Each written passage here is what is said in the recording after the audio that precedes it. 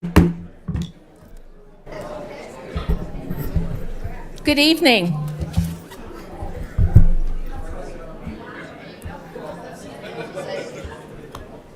Good evening, everyone.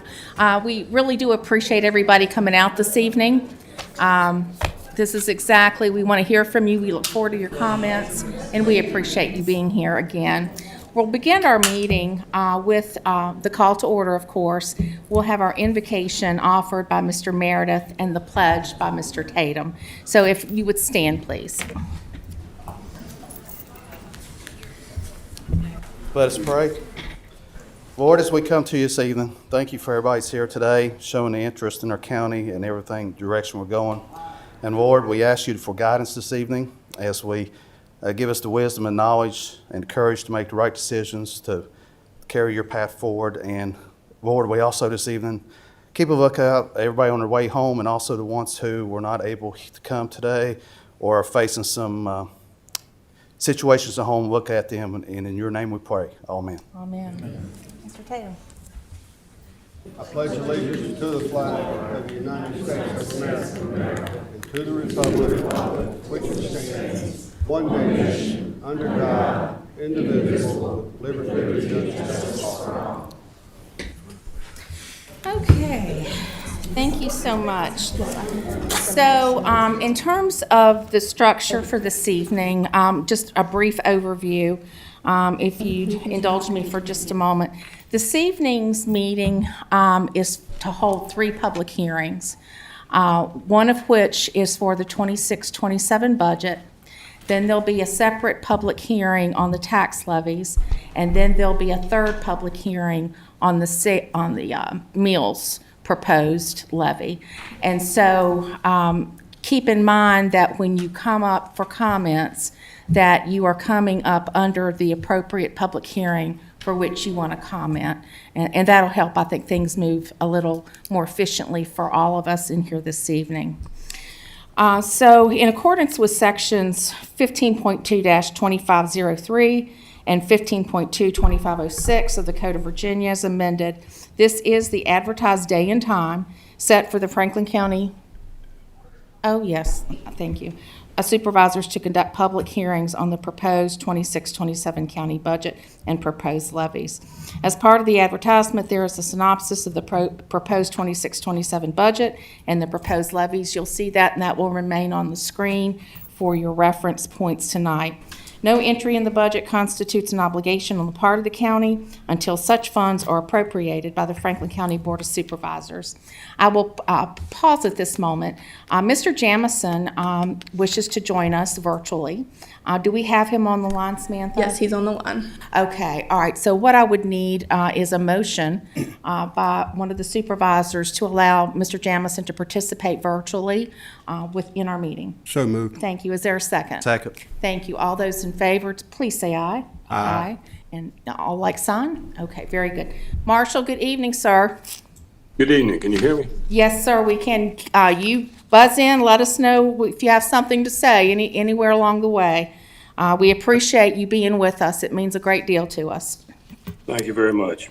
Appreciate you being here. Of course. So this synopsis that you see is the one that was actually advertised announcing the public hearings. The total budget request is $254,921,797, of which amount $107,928,801 is the school portion of our budget. So please feel free to reference that as we move forward. So before we get into our public hearings, I need to read a statement. So as we have our public hearing comment, it's giving our citizens an opportunity to address the board in person or in writing on matters appropriate to the responsibilities of the board. Each speaker will be limited to 3 minutes for their comments, or 5 minutes if acknowledged and notifying our clerk ahead of time. Speakers must direct all comments to the board as a whole and not to individual board members or employees of the board or county. Personal attacks and insulting, defamatory, profane, or vulgar language directed at individual supervisors or the board as a whole will not be tolerated. Likewise, commentary on issues that are not within the purview of the board and that are not a function of local government and over which we have no control are not acceptable. Public comment is not a question and answer session, and board members will not answer questions during public comment. The chair of the board has the ultimate authority to manage the time the board allocates to public comment. The chair's authority includes, but is not limited to, limiting public comment to one person per side or position of a topic, shortening the time that each speaker has to speak, and/or waiving any of the public comment provisions when appropriate and/or necessary. If a speaker violates these rules, the chair may rule the speaker out of order, and upon second violation, have the speaker removed from the podium. So with that in mind, I am going to, at this point, open the public hearing on the proposed 26-27 budget. Madam Clerk, can you tell us who signed up to speak, please? First, we have Dennis Crumpler, and he's requested 5 minutes. Thank you. Mr. Crumpler.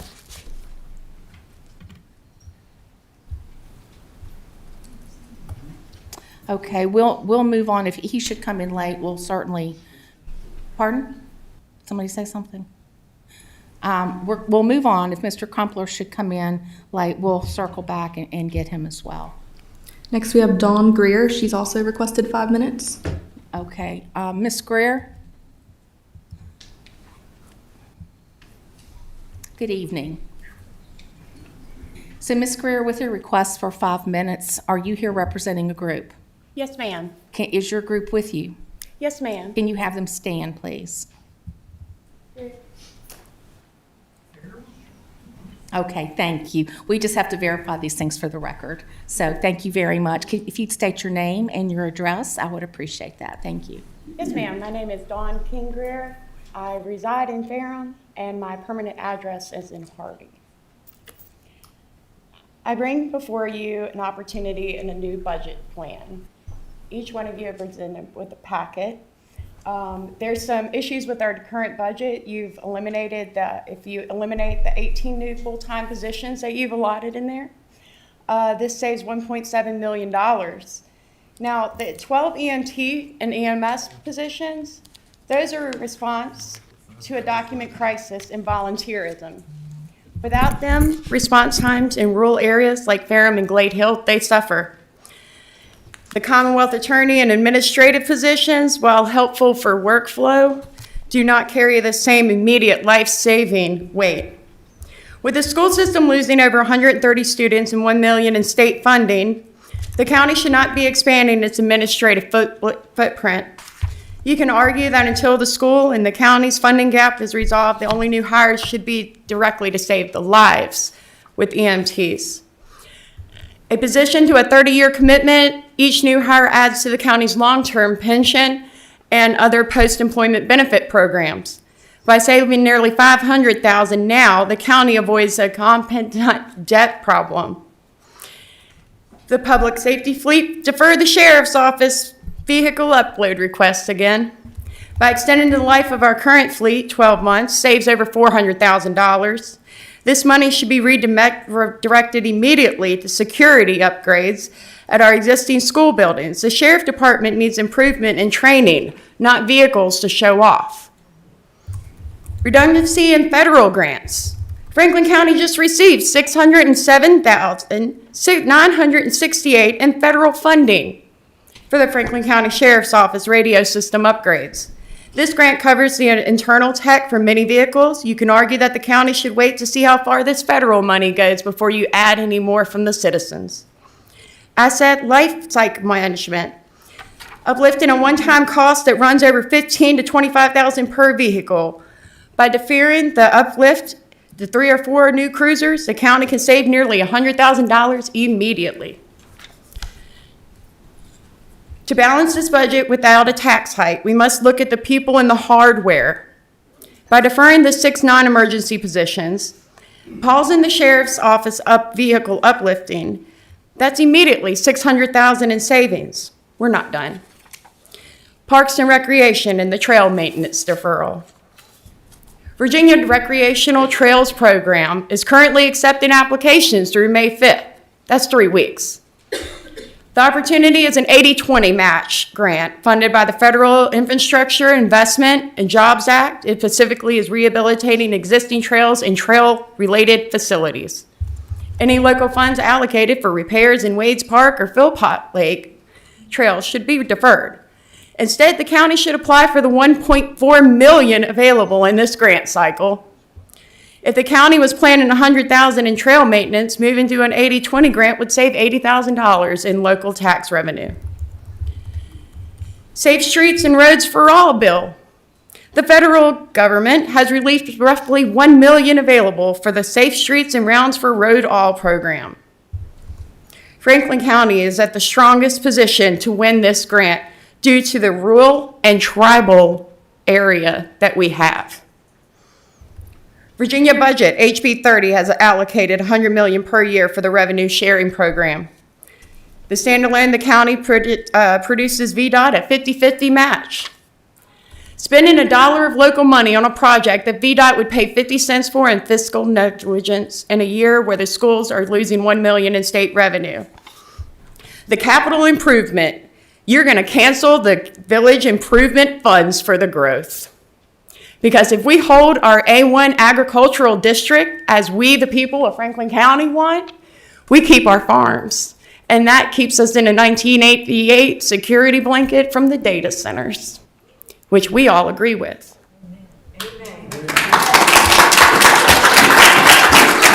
Deferring this money to the much-needed Liam Wade for the new boiler beautifies the growth areas, and it should be the priority. You cannot grow a new village until you take care of the one you already have.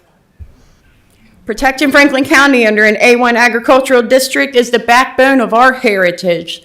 The infrastructure trap, when the county spends CIP money on village improvement, it creates a lose it or lose it. And that pressures the rezoning required the A1 land, right? Planning unit development to justify the investment. Ms. Greer, your time is up. I'm sorry. I'm glad we were able to go 5 minutes. It's all in your emails. Thank you. So you can check your emails. You all have a copy of the plan. We just found $2 million in investments for Franklin County that we could use. And we also can cancel that whole zoning deal and keep our A1 heritage. Thank you, Ms. Greer. We really do appreciate all of your work. Doug Davidson. Ladies and gentlemen, I'm going to ask that you withhold your applause as speakers are at the podium. I understand your enthusiasm and I respect that, but I've got to maintain a level of decorum in the boardroom this evening. Doug Davidson. Hello, Mr. Davidson. Hello, here we are again. Here. No. If you would go to the microphone, Doug, and state your name and address, please. Doug Davidson, 265 Cove Drive. Words. I perused. Oh, first of all, I want to start off on a positive note, and I want to thank the Sheriff's Department and all the fire and rescue that we have in this county, keeping us safe. We have an excellent Sheriff's Department, and I personally want to commend them for the work they do.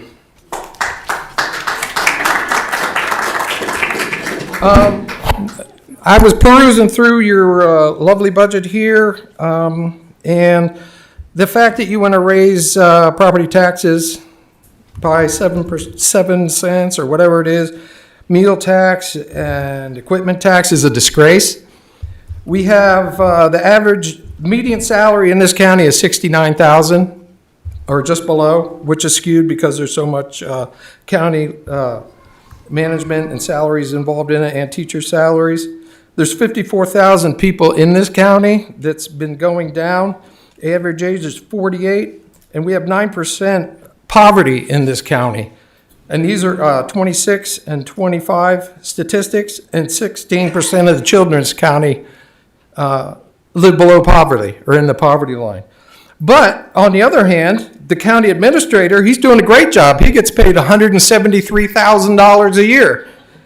And then the Commonwealth attorney, he's getting $175,000. Social services, Director, 149. Circuit clerk, circuit clerk of the circuit court, 166. Two assistant county administrators, 127 each. So you have a total of 17 administrators and people in the county that are paid over $100,000. Deputy clerk, 145. Treasurer, 119. Commissioner of Revenue, 139. Who knew it would be so lucrative to be in this job? I mean, it's crazy. So I think that before you start raising taxes on any of us that are trying to maintain a reasonable standard of living, you need to go and cut the salaries of those people. Because if you cut their salaries by 10%, you would save $250,000.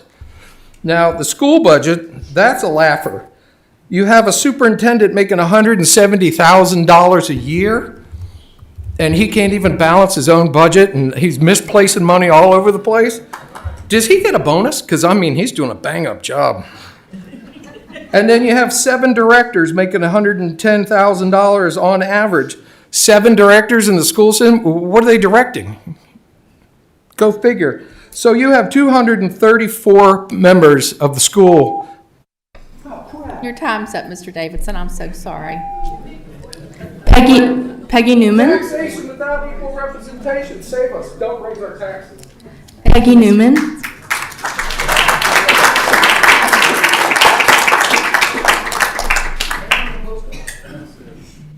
Ms. Newman, good evening.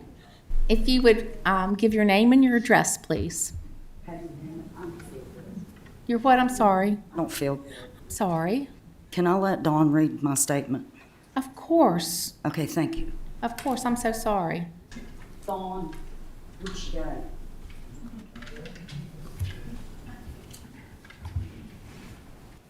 Can we get you a water or something, Ms. Newman? No, I'm okay. You sure? I just need to sit down. Okay. Okay.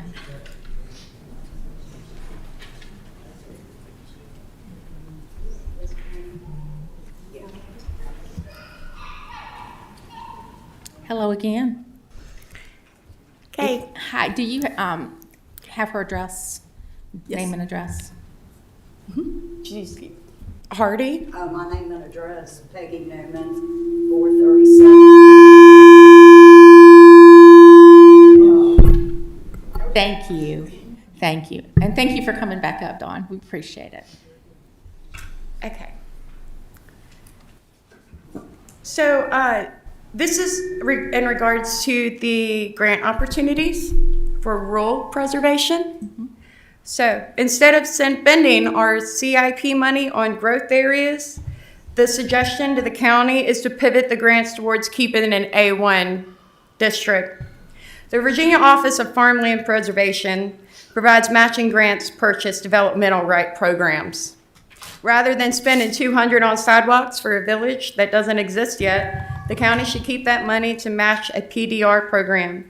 This pays farmers to keep their land production permanently, satisfying the 1988 plan's goal of rural preservation, while costing the county less in the long run, since farms require fewer services than houses, and nothing's taught us more than our Smith Mountain Lake adventure on that. If you combine all your points to the proposed citizens budget, our team has managed to cut 6 of the non-EMS positions. That is $480,000 to focus on the safety and life-saving only. Defer the sheriff's vehicles and uplifts, that's another $120, uses existing fleet federal grants. Challenge the village improvement plan. That needs to be canceled out completely. We're in a deficit. You're not going to take our tax dollars and raise our taxes to cover your idea of growing a new village when the remaining of the farms that have left land here want to stay agriculture. If we as a community wish to stay agriculture, and there's more funding for agriculture than turn it into a data center in your village plan, who are you to turn around and tax us more and raise our taxes to cover your business losses? The Capital Village Improvement CIP is canceled. That's $200,000. Utilizing the 80/20 for Parks and Rec grants, that's $80,000. That's a total of $880,000, covering 88% of our fiscal gap. And you better save money in our backup plan. We don't need to be changing and building into a new village when we are already A1 Ag and Franklin County's agricultural. You're taking away federal USDA grants to the rest of us, even not in zoned areas, and you know that. Thank you. As a point of reference, if you are part of a group that's gonna, and you have somebody that's gonna speak for 5 minutes, your time is reserved for that group presentation, and you should not speak a second time, because we're not gonna be able to do that. So just for reference point, we're gonna hear you once. And that's just the proper decorum for this type of hearing. All right, Madam Clerk. Dawn Tyson.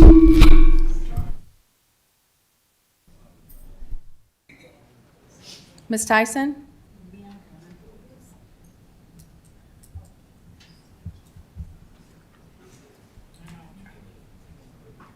Good evening, Ms. Tyson. Hi, how are you? Good, thank you for being with us. If you'd state your name and address for the record, please. I'm Dawn Tyson. My address is 2911 Algoma Road, Boones Mill, Virginia. I'd like to talk about spending. The spending that I'm looking at and that I'm hearing about doesn't make a lot of sense to me. Being a Tyson, we come from North Carolina. A couple years ago, y'all did analysis on whether or not we could have industrialized chicken farms here. And from my supervisor, who's not here tonight, he said that it costs $70,000 to $75,000 for you all to see if we needed to have a commercialized chicken farm here or could have one. But as a Tyson from North Carolina, I could have told you for free that you needed the infrastructure to do so. The farming that you would have to do for that could be found out on a modernized thing called a phone that you Google. You can find out how to do that. But you spent that money on a study that cost my money. And I was so floored by that. And then it makes me wonder, what other things are you spending money on that we don't know about? Now, we do know about some money that was spent on the study for the planning. That's going to tax us. And being a Tyson, I still have chickens. And I'm an A1. My mom raised us in Virginia, and I'm a proud Virginian, on 3 acres. She had 4 children. And on those 3 acres, we had 100 to 75 chickens at a time with eggs and chickens and a garden to feed us. If you don't allow us to stay A1 agricultural and get the grant money that we need, you are going to be starving children. Thank you very much. Thank you.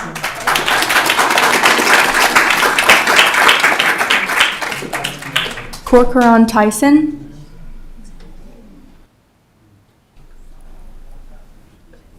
Good evening, Mr. Tyson. If you'd state your name and address for the record, please. My name is Corcoran Tyson, and I am at 2911 Algoma Road in Boones Mill, which Thank you. actually is part of Callaway. Thank you. Very briefly, we're zoned to Ag 1, as you probably know, at least a lot of the county is.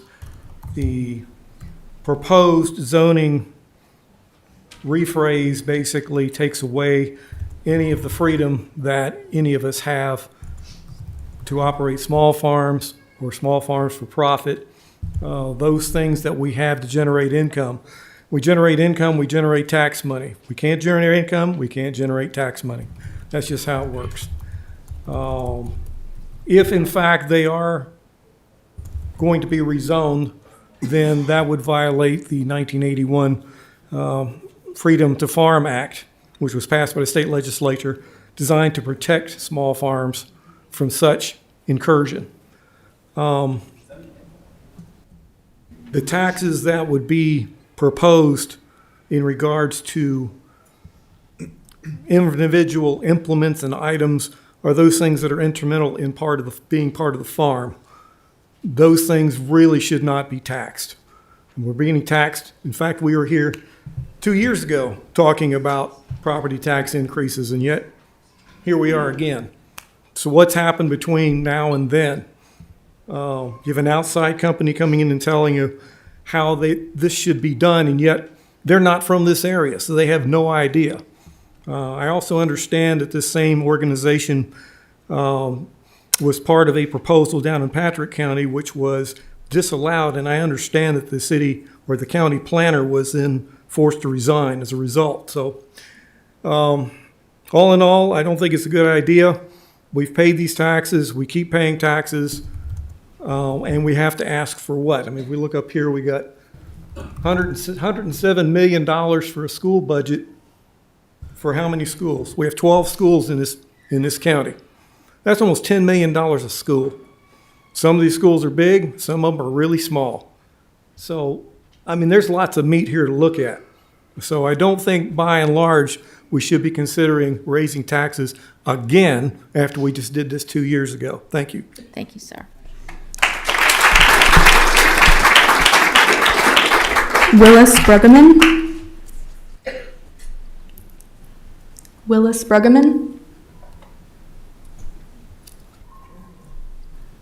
Patricia Swede.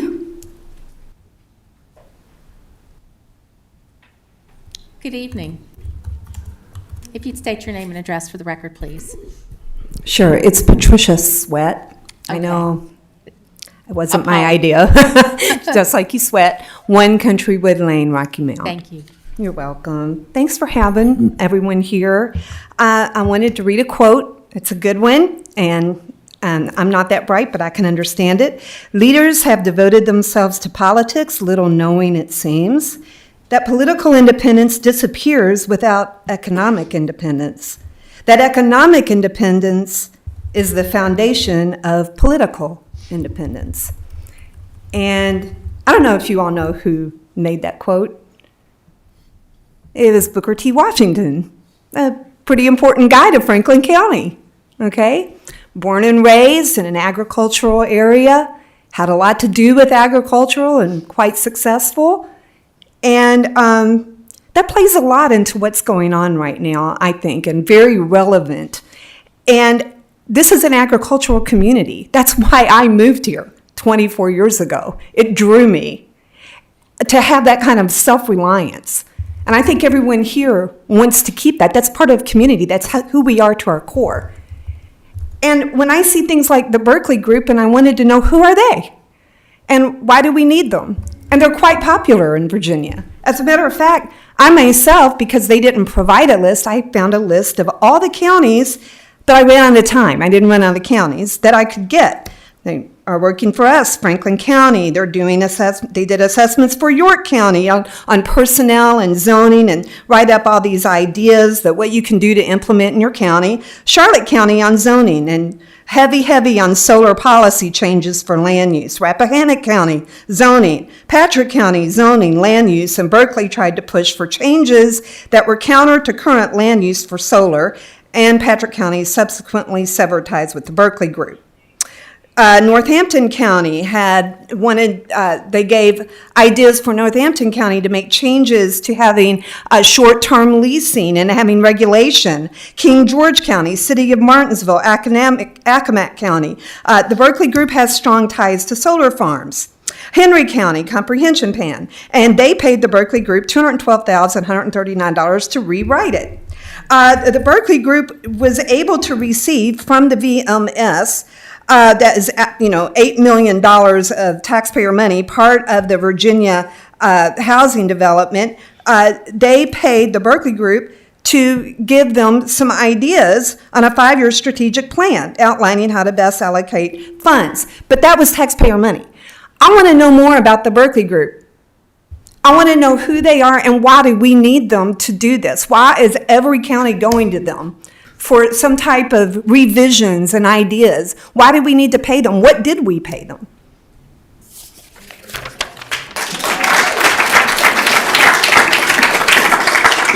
Don Bertier. Don Bertier.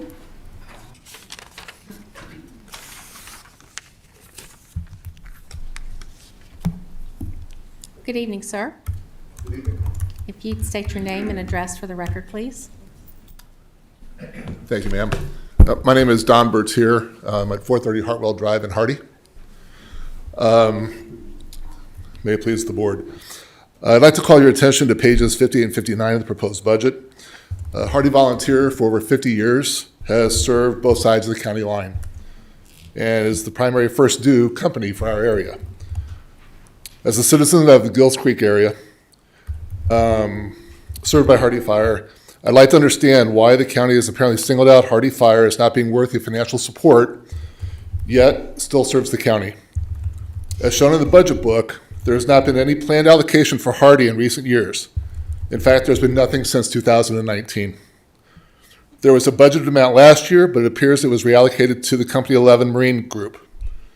This year, there's no allocation in the current budget at all for Hardy, which sends a very direct message that this volunteer organization is not valued by Franklin County. The chief, assistant chief, president, secretary, and treasurer are all residents of Franklin County, and we're taxpayers of Franklin County. It's become deeply personal to myself and my family. Hardy Fire is much closer than most of the other firehouses in Franklin County, and in 2024, I called Franklin County and said, how do I volunteer? And I learned that I needed to go to Bedford County to support my citizens in my subdivision in my area. So my wife and I joined up, went through training, certified Fire 1, Hazmat, EVOC, Fire 2, and pump ops to where we can support our community. My son is at Franklin County High as a junior. He is now a junior member of Hardy Fire. We're committed to this community. I'm keenly aware that there's unproductive tension between our group at Hardy 12 and folks in the county. And it's unfortunate because if there is a plan to remove support for Hardy 12 from Franklin County, we'd like to understand it. We can't seem to find out why it is that we're being singled out or what we can do to fix it. I believe our residents deserve transparency on the topic. Otherwise, I would request that the county restore funding in the budget that's currently on the books to show that we are respected and we are valued and are part of what's supporting our citizens. If there's something Hardy needs to do to make that happen, let us know. We will work to make that happen. But public safety is a big deal. I've run calls, structure fires, vehicle accidents, brush fires. We have brush truck tankers that the Station 15 at Westlake doesn't have. We are half as far away from most of the residents in Hardy than Burnt Chimney or Westlake or even the Roanoke folks that could call in to support us. Please support Hardy 12. It's clear that we've been singled out as not worthy. I would ask that that be restored for the citizens of our area. Thank you. Thank you very much.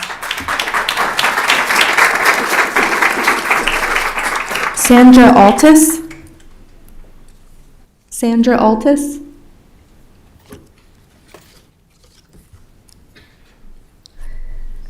There's another name under it. Looks like another Altus, but I can't make out the first name.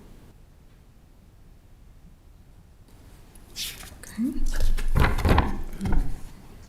Tammy Earhart. Okay. Lynn Wojno. I apologize if I pronounced that wrong. Good evening, sir. If you'd state your name and address for the record, please. Yeah, Len Wajno, Chestnut Forest Drive in Hardy, Virginia. Thank you. The good people of Franklin County have come up and given you some wonderful suggestions on how to cut the budget, and I think a lot of it has an enormous amount of merit. They have very good ideas about keeping Franklin County agricultural and traditional, so we like it just the way it is, right? And we don't want to see a change. So please take their suggestions and do everything you possibly can do to implement their ideas. I think they're an excellent resource, and I think you should listen to them. I have a deep amount of respect for them from my heart, and I appreciate you listening to them. Thank you so much. Thank you very much. Thank you. Bob Earhart. Okay. Robert Juppa. Yupa. And I'm old, so if I stumble on the way up, forgive me. You're in good company, sir. Believe me, I know all about it. Good evening. Thank you for being with us. If you'd state your name, My pleasure, my honor to be here. if you'd state your name and address, sir. Name is Robert Iuppa, I-U-P-P-A, and I live on 108 Tealbrook Road in Rocky Mount, but we're closer to Boone's Mill. Thank you. And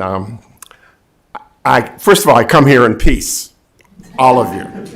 And I really, I'm going to be talking 2 other times. I'm going to make reference to an ostrich. And I have 2 minutes and 47 seconds, so I'll give you a little of my background. I'm from a city in upstate New York called Rochester. Very proud to be from Rochester. I was born in 1940. So my teenage years were happy days. And but my point tonight is we're living in the year 2026, a little bit different. In fact, the last 10 years a lot different, the last 5 years a lot different. So any criticism I give tonight is going to be very constructive. And on the budget, I don't have all the facts and figures on my fingertips like the previous speakers have. But I'm do a lot of planning.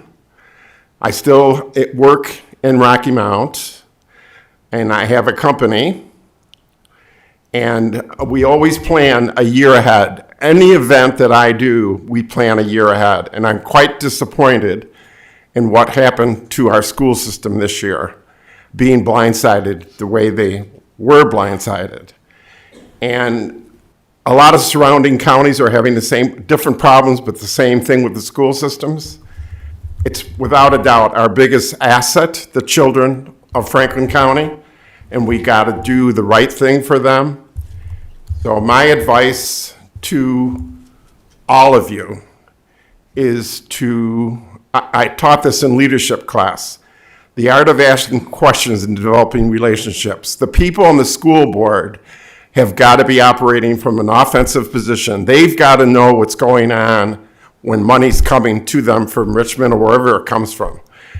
If they wait and see what happens, then all of a sudden you're on defense, and it's not going to work for the children. So basically, that's all I have to say right now. And I'm going to be quite passionate about the meal tax and the other thing we're going to be talking about, and I appreciate the time. Thank you. Thank you so much. Becky Minix.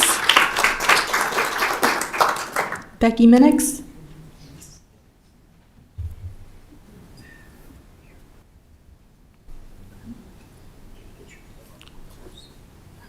John Brazil. Okay. Good evening, sir. If you'd state your name and address, please. My name is John Brazil. My address is 1160 Dry Hill Road, and that's in Ferrum. Thank you. And I also come in peace. I know you all have got a tough job, and I didn't come here prepared to speak, but I put my name on there in case I wanted to say something. I was kind of moved to say something. I've lived here for 25 years. I got stationed here as a trooper, young trooper, fell in love with it here, and it was because of the small town environment that we have here. So one thing I'd like you to remember is what probably most of you live here too. We like it that way. So you want to grow and you want to have stuff for your kids, but we don't want to grow too fast, too quick, or whatever. We want to keep, and we also want to be able to listen to people. One thing over the years as being a trooper, I get to drive around the counties a lot, and you can actually gauge the health of a community by looking at the houses and how people are keeping them up, spending money to repaint them and stuff like that. One thing that I've noticed here in the last 10 years or so is that seems to have dropped. People, and I don't think it's because people want to. I think they just simply can't. Mm-hmm. So, you know, when I saw the budget here, I think when you're talking about the increase that you're wanting to do, it comes up, if you do the math, somewhere between 17 and 18%. that's a big jump. Most of us, we never get a pay raise that, and if we do get a pay raise that big, we're dancing, you know, hey, man, I hit the lottery. So when you're doing your deliberations, please consider that. There's a lot of people, if you think about the COLA increases for people on a fixed budget, you know, what did they get last year? 2.5%. And then this year, they're going to get a 2.8%. So now when you're talking about doing an 18%, you can imagine what those people are thinking. You know, they're already strapped.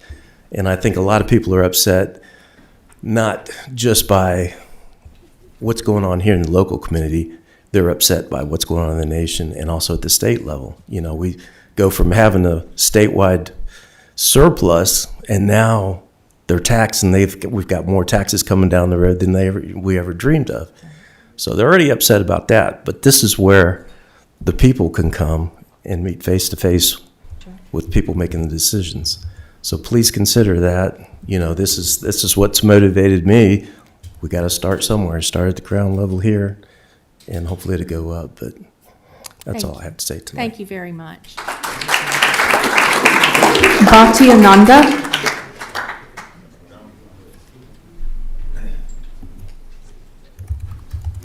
Good evening. Good evening. If you'd come and state your name and address for the record, please. Yes. I am speaking on behalf of a group. My speeches usually take like not even 3 minutes, but just in case, can I get my 5? Thanks. Oh, hang on. I need my address and my name, huh? No, you're asking for 5 minutes? Mm-hmm. Did you let the clerk know ahead of time? And do you have a group that you're speaking on behalf of? Yes, FCEA. Excuse me. There are several of us that wish to speak. Okay, never mind. I'll just take the 3. You take your 3 minutes, and did you give your address, sir? I'm sorry. Yes, I apologize. So my name is Bhakti Ananda. Okay. 3249 Foothills Road. Thank you very much. Thank you for indulging. Yeah, no problem. Am I ready to go? Yes. Okay. Hello, board. My name is Bhakti Ananda. I've been living here for a few years. I love it here. Thank you for having me. I want to state my position clearly in support of funding our future, by funding our children, by funding our schools. Our children deserve the best education they can get, and because of the widespread poverty in this country, in this county, they need it in order to advance their circumstances. I trust our school board to do the right thing with this money. By investing in our future this way, Franklin County will become a more prosperous and economically active location.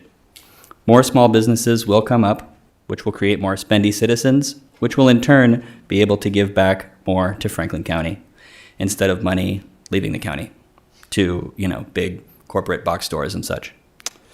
I also am in support of funding aging services, public health, parks and recreation, food security, and sanitation. I am not in support of the zoning ordinance. Data centers will make the rich richer and the poor poorer.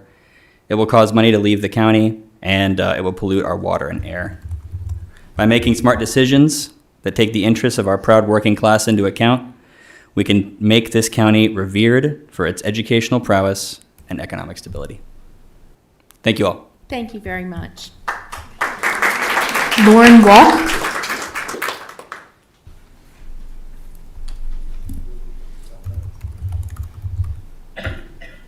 Good evening. How are you? If you'd state your name and address, please. Lauren Walk, 355 Rolling Hill Drive in Rocky Mount, Virginia. Thank you. You're good to go. All right. Hi, my name is Lauren Walk. I am the PTO president at Boones Mill Elementary School. I have worked with the school for the last year and a half. And being a daughter of a teacher, I know how the school systems typically function. I want to say I think everyone in this room ultimately wants the same thing. We want our community to stay strong. We want to be responsible with how we spend our money. And we want our kids to succeed. Our schools are a big part of that. The success of our students is directly tied to the people teaching them every day. Quality teachers and paraprofessionals deserve to be paid for their work as a way to attract and retain qualified professionals. When we talk about funding, what we're really talking about is supporting educational professionals so they can do their jobs well.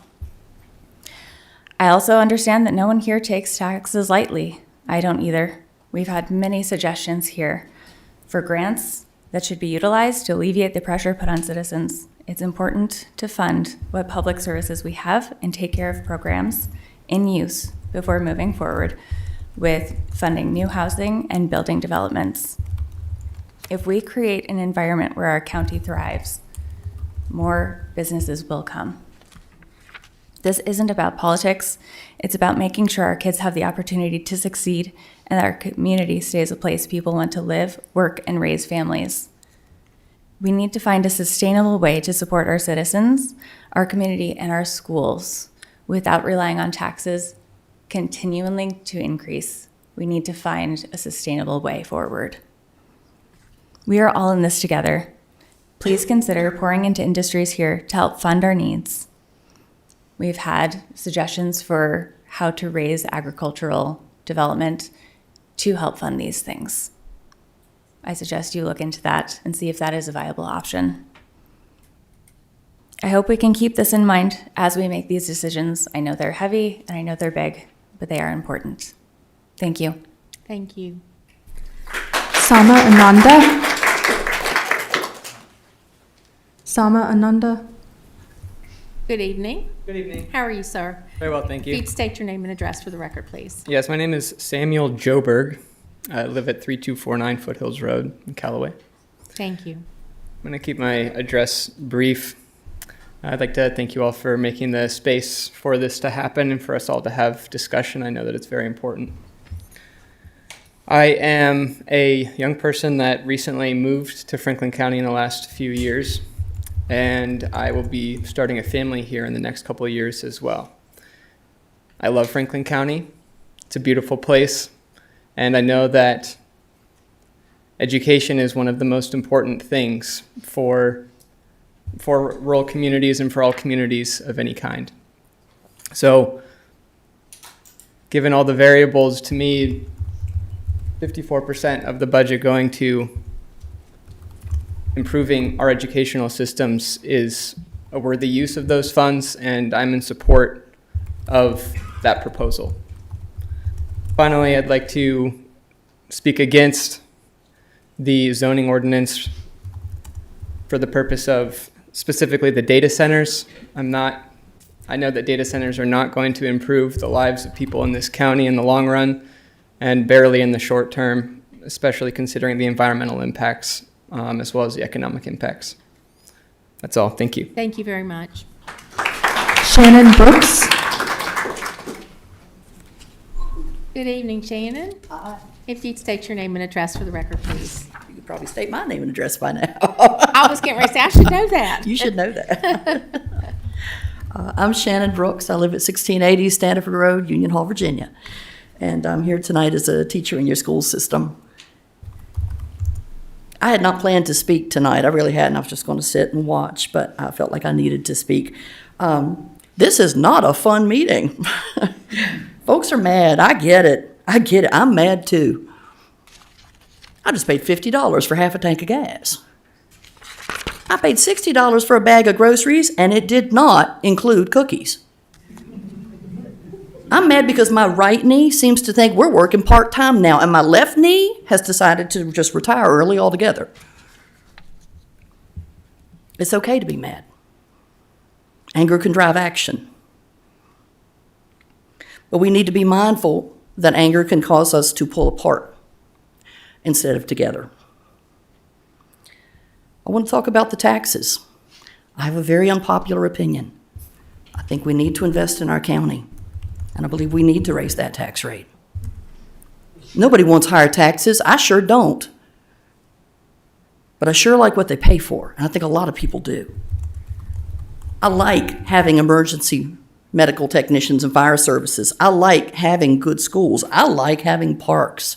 I like all the festivals. I like safe communities. I like outdoor lighting. I like aging services for my baby boomer parents. I like all these things. And I understand they cost more. Raising taxes will cost Franklin County families more. There's no doubt about it. $50 a year, $100 a year, $150 a year. But I would be remiss if I did not remind this board that there's a large population of your teachers who are already paying a much higher tax than that. And you know what I'm talking about.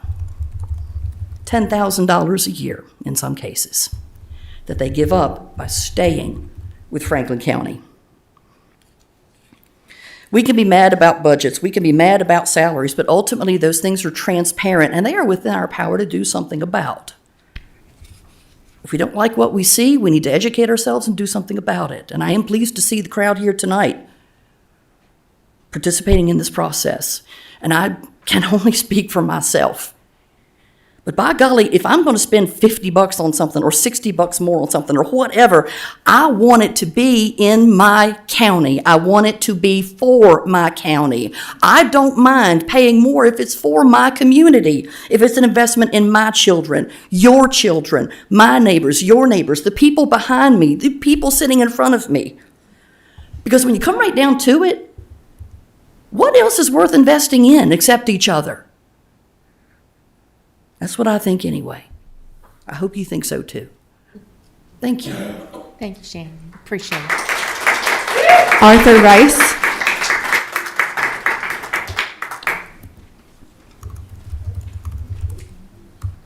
Good evening, Mr. Rice. Thank you for being with us. If you state your name and address and go to the microphone if you don't mind. Yes, I'm Arthur Rice and live in 905 Highland Farm Road. Thank you. And I'm looking through this budget here. Mm-hmm. Why does it cost? Why does it cost $57 million to transfer the funds? Yeah. And yeah, it says it right here. Transfer between funds, $57 million. We're not going to answer questions. Oh, you're not? Not during public comment, sir, but I would redirect you back to talk with our staff because we want to make sure that our public understands the budget. Oh, okay. And if you don't, we'd love the opportunity to walk you through that. Oh, that sounds good. Thank you. Thank you. Have a good one. Thank you. And Dennis Crumpler, he let me know that he's here now if you Oh, want to hear. good. Mr. Crumpler. And just a reminder, he did request 5 minutes. Yes, thank you.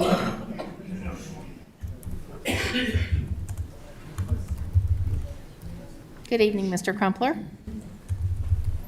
You are here representing a group, I understand? I am. Can you have your members Point them out stand? if you want. Say again? I Pardon? can point them out if you want. I'm sorry. I can point them out if you want. Or they can stand. Yeah, I just need to see that we've got a group of people that you're representing. We've got one person? 2 more supposedly be here. Okay. If you'd state your name and address, Mr. Crumpler, please. I'm Dennis Crumpler. I live at 285 Cove Road in Union Hall. And I am old and here in peace. Why are policy discussions about taxes, zoning, schools, economic development, and now even the keeping of chickens and bees riddled with such anger, division, and a pervasive growing sense of failure? This can be paralyzing, and one can only hope that this level of civic strife is unprecedented in this county. Yet in less than 4 months of 2026, that rancor and dissatisfaction have become defining characteristics of this board and its leadership. Like it or not, you own this. You ran for office, and ignoring this factor will only make it harder for your successors to repair after you're gone. I come before you with decades of experience running successful private and public businesses. In every organization where I've seen successful outcomes, leaders understand without exception that they were entrusted with other people's money to deliver a valuable product or service, and that failure carried real consequences. Underperforming businesses lose value, they get restructured, people get fired, and they shut down. And investors walk away with the expensive lessons about who not to back in the future. I say those things because that is the lens through which I view the relationship between citizens and this local government. Citizens are the investors. This board is management, granted authority to raise taxes, deploy public assets, and deliver services that are to benefit all citizens. And accountability comes with that authority. What makes this relationship, or these relationships, function is trust. Trust is built through routine, credible communication and transparent disclosure to those who fund this enterprise. In times of financial stress or public confusion, effective leaders respond with more engagement, not less. They understand how questions of competence or ethical failure can be toxic, and they truthfully communicate their way through such issues rather than hide from them. Which raises a question I cannot answer. Why does this board have no equivalent forum? Elected officials elsewhere routinely schedule town halls for interaction with voters. Public companies host earnings calls. Yes, this board appears hermetically sealed, invoking closed sessions with regularity while offering no meaningful channel for two-way public engagement. And to be clear, this forum does not qualify as two-way engagement. It's one-way. So, in an attempt to help find answers to this dilemma, local business owners are working with me to develop case studies on live Franklin County issues, each with multi-million-dollar consequences that merit examination to illustrate concretely why transparency and truth matters in the public sphere. Examples of these trust impact cases will include the $4 million no-bid HVAC contract. Do you understand that when you do a no-bid contract, you can pay as much as twice what it would be in a bid situation? Maybe there's a reason. We don't understand why. Undisclosed contingent liabilities from former employee lawsuits and lawsuits resulting from unjust denials of solar project applications. And I have spoken personally with at least one of those plaintiffs, and it's not going to be pretty, and you're not going to win. Calculate the brand damage from a $60 million office park that's been sitting empty for years, and how long will it take to repair those perceptions? Is the proposed budget going to put even a dent in the damage from a decade of financial negligence of our school system? And of course, why was there no investigation into the election interference allegations that Supervisor Quinn raised? And what was the rush to punish him really all about? All of these cases will relate to trust, transparency, and how expensive violations of that can be. The voters who elected you expect and deserve the truth. The stakes are too high to simply wait and hope things improve. And we look forward to sharing the results of our casework with you in future public comment periods. That's all but sounded.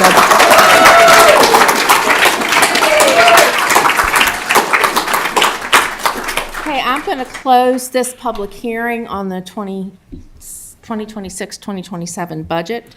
Are there any comments from supervisors before we move to the next public hearing?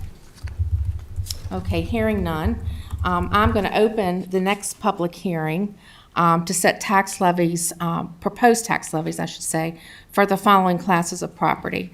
Setting a tax levy of 50 cents per $100 of assessed value on real estate, public service corporation property, and mobile homes pursuant to the authority of 58.1-3200, 58.1-3201, 3202, 3203, 3204, 3205 of the Code of Virginia as amended. Setting a tax levy of $2.41 per $100 of assessed value on personal property pursuant to the authority 58.1-3500, 3501, 3502, 3503, 3506 of the Code of Virginia as amended. Setting a tax levy of $1.89 per $100 of assessed value on personal property classified as heavy construction machinery, included but not limited to land movers, bulldozers, front-end loaders, graders, packers, power shovels, grains, pile drivers, forest harvesting, and silvicultural activity equipment and ditch, and the other types of diggers owned by businesses pursuant to the authority of Code Section 58.1-3508.2 of the Code of Virginia as amended, and setting a tax levy of 70 cents per 100 assessed value on machinery and tools based on original cost and declining depreciation over a 7-year period. By the 7th year of depreciation, the effective rate is 28 cents per $100 assessed value. This rate is levied pursuant to the authority of 3507B of the Code of Virginia as amended, and finally, setting a tax levy of $1.08 per $100 of assessed value on merchants' capital pursuant to the authority of 58.1-3509 and 3510 of the Code of Virginia as amended. Madam Clerk, I would like to open this public hearing. Madam Clerk, do we have anyone signed up to speak? Yes, Lynn Wajno. Okay. Tammy Earhart. I spoke once. Is that enough? You are allowed to speak on the public hearings as they are different and they're defined differently. So you can speak to each public hearing if you have comments germane to those topics. Pardon? Yes, sir. Please come up.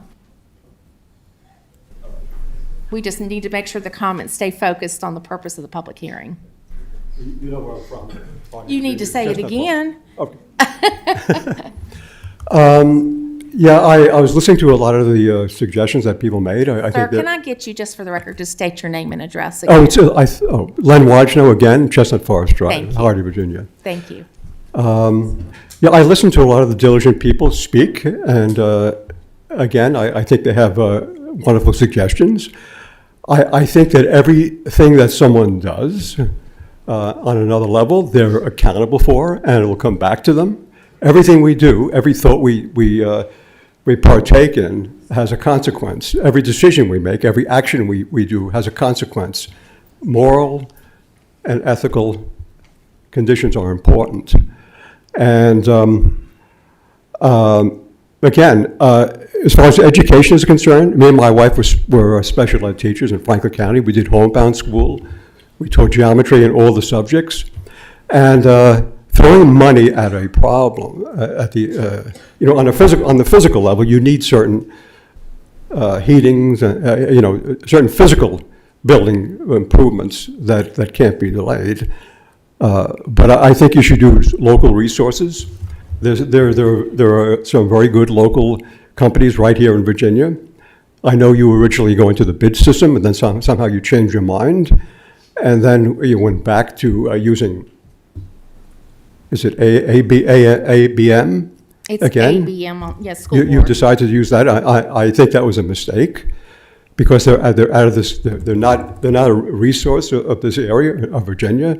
I think the money should stay here. I think that's extremely important. I know you had originally decided to go to the bidding system, but somehow you changed your mind about that for reasons that are unbeknown to me, or maybe known to me. As far as education is concerned, we need dedicated teachers. We don't necessarily have to throw money at the problem, because if you look at the educational system, I think different educational concepts should be used. Children should be known how to think.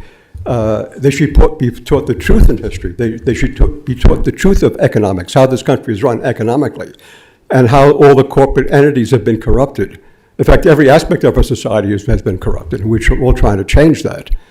It's very difficult, but I think that will happen. My wife was teaching handicapped children successfully, many, many words. And when she went to the special ed department, and she said, "Would you like me to teach you what I did?" And they said, "No." So that's why I'm saying throwing money at the educational system is not the solution. It's training teachers to teach from the heart, and to use systems that are successful, and to teach children how to think, how to analyze reality, how to analyze ideas, how to teach them responsibility, personal responsibility to their government and to themselves spiritually. So basically, Your time's up, sir. Thank you. Tammy Earhart. Pass. Okay. Becky Minix. Okay. Bob Earhart. Good evening, Mr. Earhart. If you'd state your name and address for the record, please, sir. Bob Earhart, Hardy, Virginia. I just want to say that how much I'm against these tax increases. Approximately 2 years ago, you pretty much doubled everybody's taxes with reevaluations. I bought here 9 short years ago. My taxes have tripled 3 times. My paycheck hasn't tripled 3 times. And you people just keep spending money and inventing ways to waste money. There's an end. We don't have any more. And neither do you folks. You need to live with what we have. Thank you. Sir, can you give have a specific address other than Hardy? Do you have a street address? Over 44 Overlook. Okay, thank you. Thank you. David Minix. Okay. Robert Yupa.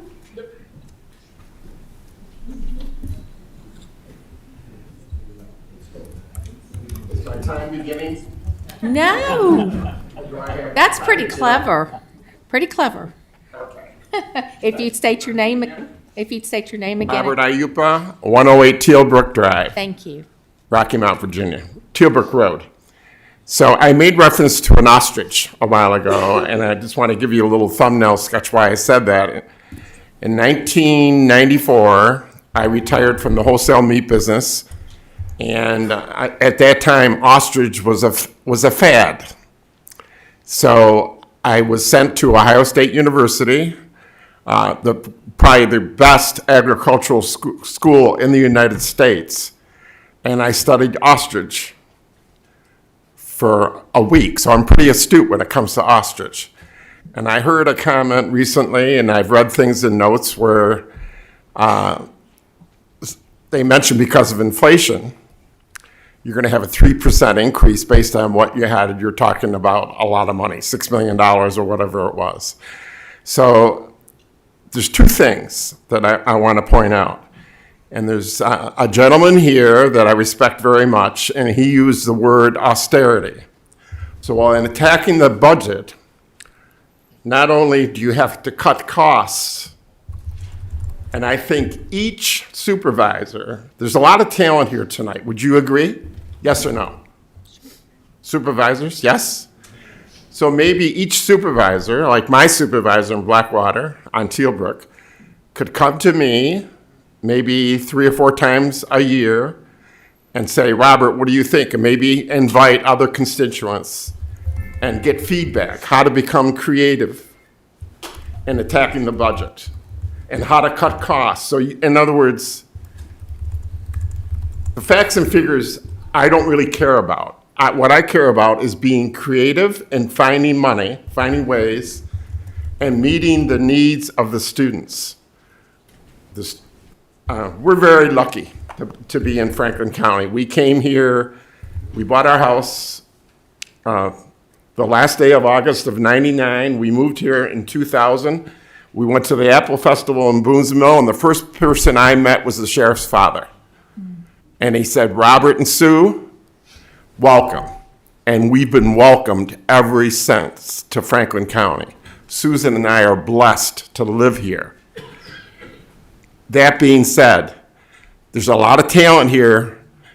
Each supervisor, instead of just having a meeting like this, which a lot of complaints, should go to their constituents and say, we need help. And I think that would be a good place to start.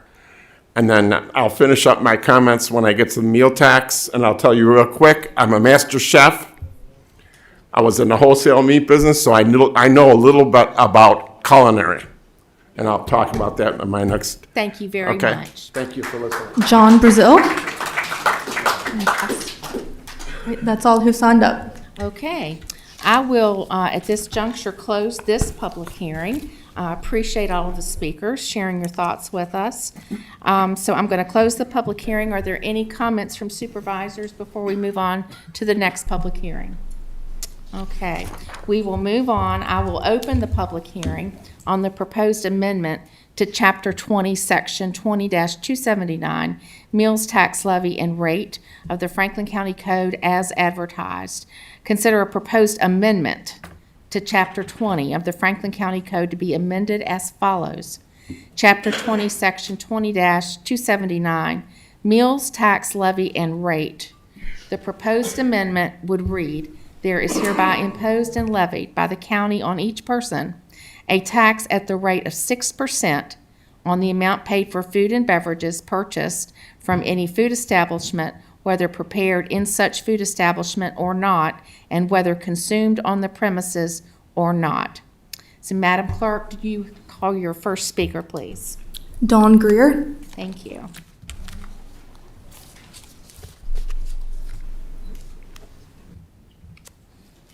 Hi again, Ms. Greer. I'm going to ask you to state your name and address again. Sorry. Dawn Greer, Ferrum, permanent residence in Hardy. Thank you. Meals tax, you're going to raise the meals tax, huh? You're going to raise the meals tax to do what? Double hire other companies to come in and do the same job that you've already hired other people to do? Or is it to what are you going to benefit to the meals tax? We have given you a new plan. We have found the deficit in the budget by checks and balances in each one of the different departments. And now I'm telling you, as someone who has served the people in this county, you cannot do that. You know, there's a lot of taxes that are getting out of control. Meals tax, stay away from the food. We're a farm and ag company. We don't need you messing with our food. We don't need you messing with our taxes. And just because the opportunity for a maximum amount of a tax increase is there does not give you the authority to do so. You have given us nothing on the increase of taxes that you've already done for the last 3 or 4 different increases for Franklin County. What have we gotten from it as the public? Better schools? More roads? Oh, maybe it's more festivals in that great big field that the county took and wasted our tax dollars on that you built a great big pavilion over under. Maybe we have all these new music festivals going on and maybe that's what, no, we get nothing out of it. So we have given you a way to work the budget that gives us, the people, a no tax by leaving our county alone right now and fixing the problems that you already have. And the food tax cannot happen. There are too many people in this county that are only eating 1 meal a day, and you're gonna drop that again. There are too many restaurants, hometown restaurants, that won't be able to survive. There are food tents that won't be able to come into Franklin County and sell food because it won't be affordable. But I tell you what, we'll hit those festivals in Pennsylvania and Patrick County, guaranteed. They'll get our tax benefits, the little bit that they have. We will not continue to go with the raising of taxes with no return. And that's all you're doing is raising taxes, no return. Raise the food tax for what? To give you another employee to do your job? No. No. Deal is no. Nobody agrees with it. You've got a new plan for the budget. We highly suggest you look at it because the state is. Thank you. Tammy Earhart. Becky Minix. Becky Minix. Pass. David Minix. Okay. And Robert Ayupa. Here, here. We should have just put you on the front row.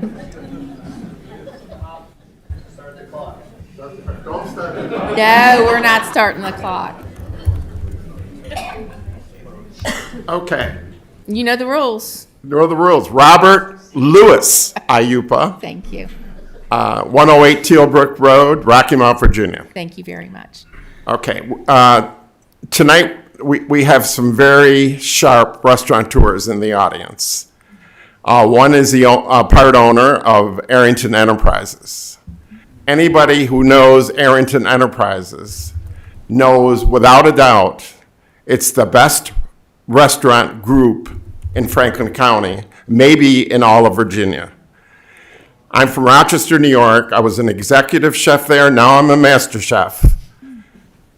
A population in Rochester metropolitan is 1.3 million. There's not a group, a restaurant in Rochester that is run with the precision of Arrington. If we increase the meal tax now, and I'm going to use the word timing. Timing is everything. If you increase the meal tax, you're going to have less customers coming in, and you're going to come out with the same income. Economically, right now, with everything going on in Franklin County, in the state of Virginia, in the world, it does not make sense. Your biggest voting bloc are seniors, and they probably have the most disposable income. So to raise the tax right now, and I'm saying this with all charity in my heart, would be totally stupid. And what I'm proposing, because a lot of people are saying, you know, Rocky Mount is 6%, increase it to 6% for Franklin County. I'm saying roll back the tax to 4% in Rocky Mount. That's what you should do. And be creative and come up with other ways of raising money for what you need. I'm very passionate about this, and I know a lot of people. I was in the chambers from Martinsville all the way to Lynchburg. And I feel it would be, I happen to be raised Catholic, I feel it would be a sin right now to raise the tax for the restaurants. And it would hurt the seniors, and it would hurt all families. So right now, if you could roll up, just like Walmart, you go in there and you see a rollback sign. Roll it back from 6% to 4% in Rocky Mount and follow suit. And hold it as long as we can and be creative and come up with other ways of raising the money you need. And first of all, you're not going to get any extra money because you're going to have less customers going in. And it doesn't make sense economically at all. So those are my words.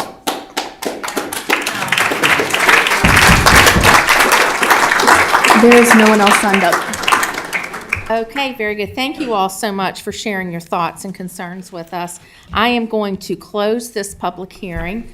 That completes our 3 public hearings for the evening. I would ask my colleagues if you have any remarks you'd like to make at this juncture. Hearing none, I will entertain, we will recess rather to our April 21st, 2026 Board of Supervisors regular meeting next week at 3 p.m. And again, thank you all so much for taking the time to come and talk with us. We very much appreciate it. Thank you.